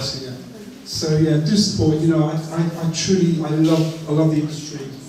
I truly believe, you know, when I go to do something, I want to do it at the top level. I don't release anything that's soft. I've been working on this project for the last 4 or 5 years, and it was worth waiting. I didn't want to rush out, and I truly believe when I get back into the studio, I'm sitting on some tracks at the moment. Man, you know, I get to release these tracks. You guys are gonna, I truly mean you guys are gonna love these tracks. You know. But yeah, do go online. Make a note of my website for GLR Records, which stands for Gospel Lovers Rock. Gospel Lovers Rock. GLR Records. .net, that's the website. Go on there, you can see everything about what we've done. glrrecords.net. Yeah, I've just been blessed today. Yes? So just one. What does the TTM stand for? Good question. I was waiting for somebody to ask that. You know, the Temples Musicians Collective. The Temples, we've gone really deep, spiritual. This is about, you know, in the realms of, you know, heavenly sounds. For me, when I'm in the studio, if it doesn't sound heavenly, if it doesn't move me, I'm not. It's not ready. So every track on that 18-track album, every bar, every segment, I truly believe has been anointed from the Most High, because that's why I truly believe the albums had the impact. I got DJs like Ray here, and that when they get it for the first time, they just ring up and say, Gary, I've been playing it back to back, I can't stop playing it. I think you were the same when you got it, you know. It blew me away, the quality of it, and just the big sound, the orchestral sound, and just from reggae, you know. You know, you're going back to sort of John Holt times, you know, when you always heard all the strings and all of that, and just like, wow, and then to see it live, you know, to see you fill up the church with musicians and ladies on violins, and you know, wow, that was just amazing. Yeah. I'm hoping we're going to get back to doing some live, but it's an experience. For me, that was a big dream come true, just to put on a few showcases where we had the orchestra, the band, Ray Carlos on sax as well. You know, bless him. It's going to be hard to replace, but you know, when I do it, I want to do it properly. It's got to be done properly. So anyone's been to our concerts? Just a show of hands. Been to a TTM? Just a few people in me and my sister. Yeah. It's an experience, because I'm all about live and the visuals and the sound and everything else, you know. But go on the website, you'll see some pictures, you'll see some videos, and we've captured as much as we can. Or even on my Facebook, Gary Revelation Dixon on Facebook, we've captured quite a bit of content on there as well. And I'm on Instagram as well with I am Gary Dixon on Instagram. I've even got an Instagram TTM Collective site as well, just an Instagram TTM Collective Orchestra. Because the future is digital, you've got to be able to get out to the masses, and I've been speaking to Chris and that. But you know, if you want to link up with what I'm looking to in the future, just grab my number, grab my details, make contact, and I'm creating, like yourself, a database, so when things drops, people know instantly when it's happening, when the product's coming out, when the content's coming out, when the new singles are coming out. You know, it's going to be phenomenal. I'm excited about the future, because I'm now in a situation where I'm kind of semi-retired and I can put more time into my love, my passion, and I'm helping a lot of other musicians and artists as well with my project now that, again, it's global. You know, we're working with some really good people. Just link up with me and I'll send you some details of what's about to happen. Yeah, as time's running short, I know you want to touch on the mentoring that's been the big issue. Yes. I don't have any graphics to put up on there, but if we just let people know another string to your bow. Yeah, I'm at a stage now where when I was younger, I looked up to the people that had done the stuff, you know, they've produced, they've had #1 to wrestling. Now I want to pay back. I want to be able to share, you know, the next generation, to hand that baton on, as I think one of the gentlemen was speaking earlier. So I'd like each and one here to just link up with me. I'm going to share with you what I'm doing. It's global, it's mentoring, it's online, and whatever you're doing, it can help you in whatever area, whatever industry you're in. It will help you. You know, we're working with some really, really successful, wealthy people, and the way forward is digital. You know, even my next release, it won't be as a CD or an EP. It's going to be like an NFT, non-fungible. People don't know. This is the future. There's always been that evolving, you know, we've gone through the tapes and the records and that. But NFTs, mark my word, my next project will be released as an NFT. If you don't know much about that non-fungible token, we'll teach you about that and we'll get you into the future. Because, you know, we'll not even probably already be doing concerts physically. You're going to be able to go into a virtual world with the headset and watch our concerts. Wherever you're in the world, you know. So you get all the futuristic stuff in there. I know about go easy with them, Gary. You're not messing about. You're blowing people's minds right now. We talked about Star Trek and all that. It's happening now. Tory Lanez, all these big artists, Snoop Dogg, are doing concerts in the metaverse. Yes. You can just buy a ticket, put your goggles on, you're in a concert. This is the future, you know, and you can become very, very lucrative with that because you're going into the future. So that's where we're at. I mean, I'm really excited. We've got a major thing happening 18th of March. Make a date in your diary. 18th of March, right here in the UK, where you're going to be linking up with some of the people that are putting all this together. And you know, for anyone that's kind of a bit old school, stop thinking old school. Think future, because this is where it's going. You know, whether we like it or not, it's no choice. We are heading into the future. You know, things are progressing tenfold, hundredfold, literally in days and months. And I'm so glad to be heading the UK here with part of our organisation, where we're going to go and leap into the future. And it's talking about Back to the Future. We are here. Out to limits, man. Out to limits. Star Trek. We are here. Beam me up, Scotty. We are here. So do link up with me. Grab my number afterwards, and you know, I'll kind of keep up to date with what we're doing, and you can benefit from it as well. You know, just think of it this way: if you bought an album as a non-fungible token, that could be an asset like a bit of artwork, and you could sell it on and make thousands, if not maybe millions from it. That's kind of what we're talking about, you know. And don't hold on to that big collectible item, you know, because sooner or later these things are now starting to become collectibles, where people will offer, you know, Colin, can I pay you 200, 300, 400 for that? And you'll be saying no, because it's become a tangible asset. And if you do not have assets around you, then you're leaving yourself behind. You're more of a liability. Make sure you're getting assets. What you've done here, Colin, is an asset. Big round of applause for Colin.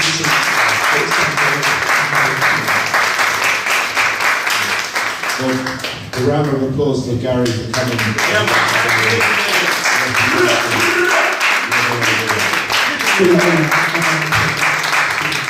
have been working together, so we're going to draw it to a close because we have run over time a bit, but there's just so much to go through. So you can, as Gary said, he's not going away for now. So go take photos. Go and exchange details and whatever, because he wants to give you access to himself. So I'm going to draw to a close now, and do remember there's food on sale here. Give yourselves a round of applause. Thank you so much for coming.